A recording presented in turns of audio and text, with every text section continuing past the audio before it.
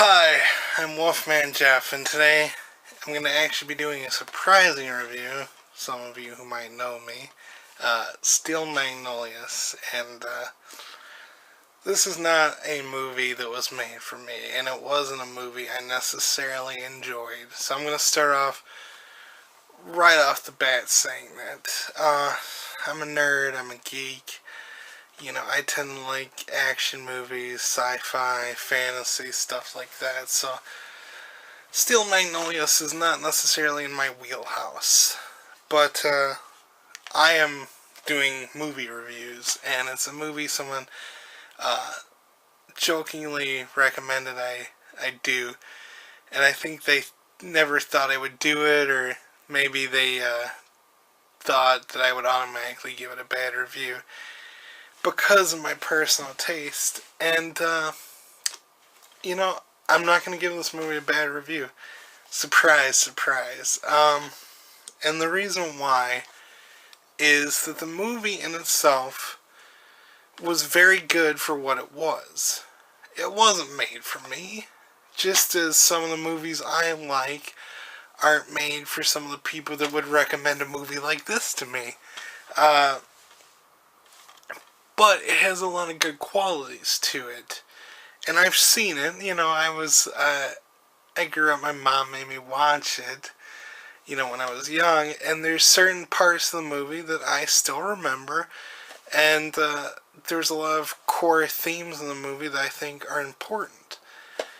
And I also have to keep in mind a couple things. Now, when this movie was made, this was like made in the 80s when things were completely ridiculous and unrealistic, and this movie, to be completely fair in my reviews, it was a breath of fresh air for that time period. I mean, it was realistic. It was down to earth. It dealt with issues that hadn't really been dealt with a lot in movies. Julia Roberts' character, for instance, she had cancer.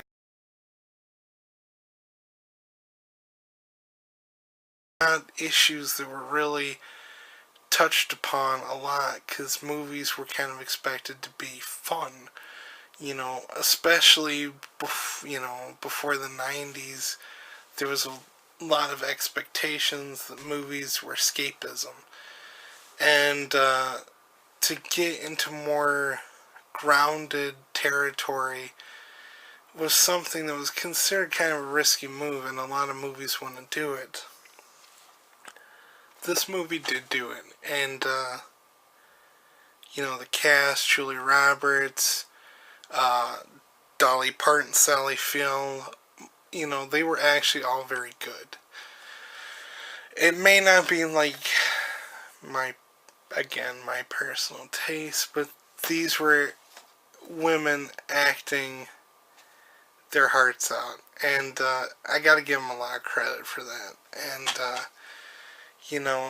movies I like, a lot of women aren't necessarily given good roles. They're the damsels in distress.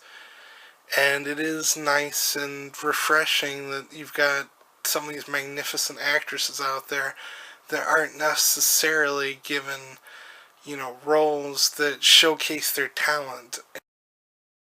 This movie was a big hit, and it still impacts the culture even nowadays. They just remade this a few years ago.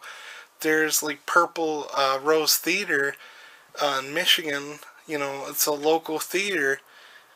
They've done a production of it recently. It's very relevant even to this day. It's a good movie, and that's the truth. It's got a lot of heart to it. And it's a movie I would recommend, and I think everyone should watch it. Doesn't necessarily mean you have to like it. It doesn't mean you have to watch it more than once. But it was very impactful. Hey, make sure you tell them why it's a great movie, okay? Many of you might know my dog does a blog.